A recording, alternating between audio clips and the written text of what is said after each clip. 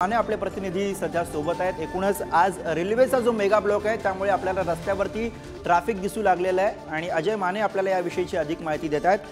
अजय, काय स्थिती दिसते ट्रॅफिकची? मगाशी आपण बोललो तेव्हा आपल्याला बऱ्यापैकी ट्रॅफिक मुंबईच्या रस्त्यावरती बघायला मिळत होतं, आता सध्याची काय स्थिती आहे? गुरु, खरं तर सकाळपासूनच मी ज्या ठिकाणी उभा आहे तो म्हणजे कांजूरमार्ग, भांडूप कांजूरमार्ग आणि सायनकडे म्हणजे थेट सीएसटी कडे जाणारा मार्ग आहे। या मार्गावर सकाळपासूनच जी ती वाहतूक कोंडी होती, ट्रॅफिक पाहायला मिळत होती, अनेक वाहनांच्या रांगा लागलेल्या आपल्याला पाहायला मिळाल्या होत्या।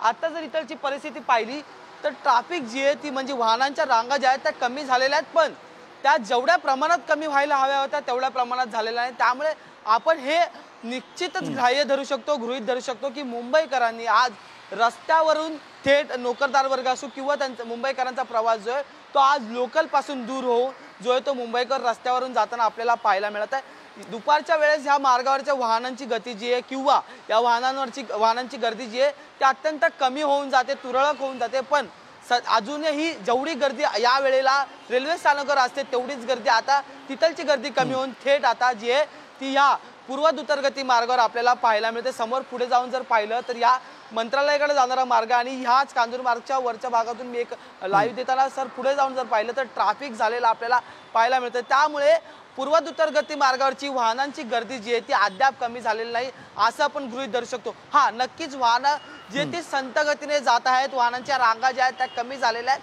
पण ट्रॅफिक जी आहे ती तेवढ्या प्रमाणात कंट्रोलमध्ये आलेली नाही अनेक गोष्टी। कारण की आपण जर पाहिलं तर मुंबईकडून ठाण्याकडे किंवा ठाण्याकडून मुंबईकडे जायला जे ते तीन पर्यायी मार्ग आहेत। एक म्हणजे हा पूर्व द्रुतगती मार्गाचा जो थेट ठाण्यापासून ते भांडूप कांजूरमार्ग, घाटकोपर आणि सायनच्या मार्गाने दादरकडून पुढे जातो। तर दुसरा मार्ग जो आहे तो मुलुंड एलबीएस रोडचा मार्ग आहे, जो एलबीएस मार्ग कुर्ल्यापर्यंत जातो आणि त्या ठिकाणाहून पुन्हा सायनला जावं लागतं।